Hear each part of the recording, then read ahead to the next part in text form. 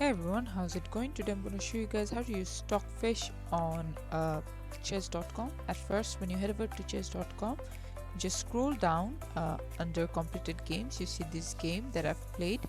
If I click on this, as you can see, that there's this analysis tab opened right over here, and at the settings you can see Stockfish 16.1 Lite is available.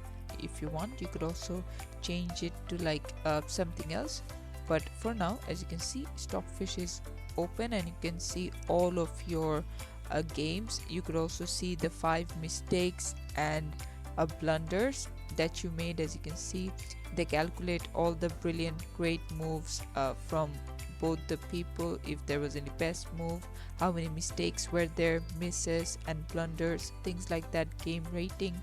You could also click on start review and they'll let you know this is a book move, this is the last book move, this is good, things like that, next, and you can also see all of these things. So this is how you can use it. Thanks for watching. Please leave a like and subscribe for more tutorials like this, and I'll see you guys in the next one.